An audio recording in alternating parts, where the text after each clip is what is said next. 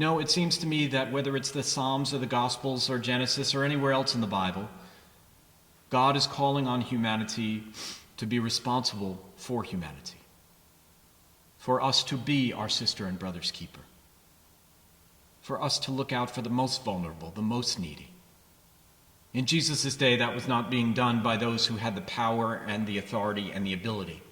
And so he went right into that place and made a mess and caused a ruckus and caused disruption and got people's attention and received death threats. So, dear friends, this is not really a celebratory march to Jerusalem, is it? It's really a death march.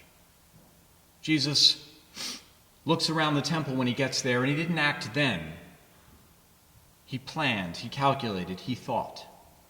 And then he went to the mountain across the way and spent the night resolving to do what he had planned to do. Sometimes it takes disruption. Sometimes it takes action. Jesus on the behalf of those who had no voice. We have so many examples in our culture. Fred Hampton, who we talked about a few weeks ago, and Dr. King, whose death we will commemorate next week. People were happy with Dr. King when he stayed in his neighborhoods and helped his people quietly and respectfully and didn't cause a ruckus, but when he took to the streets and refused to stop marching, then they got upset. Then they wanted him to go away. Why can't the people who are suffering speak up about their suffering? And why do those who perpetuate suffering turn a blind eye? And when voices are raised, seek to stamp them out? What is it about humanity that we, by and large, lack compassion and empathy? I struggle with this question all the time. I hope you do too. And it's amazing to me that legislation that recently passed to do just that, to help those who are impoverished, particularly families with young children, was decried and condemned. It would seem to me that regardless of the source, help for those in need should be celebrated.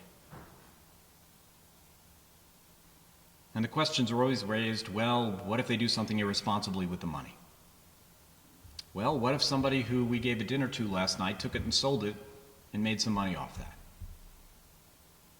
Are we wrong for giving away food? So Jesus rides into the gate, the precipice, the beginning of the city. And then he enters it seemingly on foot and goes to the temple with his few disciples and causes a ruckus and begins the march to the cross. I hope that during this Holy Week, you will take the time particularly on Monday, Thursday, and Good Friday, to view our services, to think about the issues at hand. Maybe spend some time in prayer asking God how you can follow in Jesus' footsteps this year, what you can do, how you can show the same love and mercy and maybe even lift your voice to call into question those who continue to harm and to hurt and to cause to suffer. God's voice echoes down through the scriptures, through the ages, calling on people to be people of justice and mercy, empathy and love. You and I are those echoes. You and I are those voices, those hands, that heart. May God give us the strength to respond to the call when we are called and we are asked and we are moved by compassion. Amen.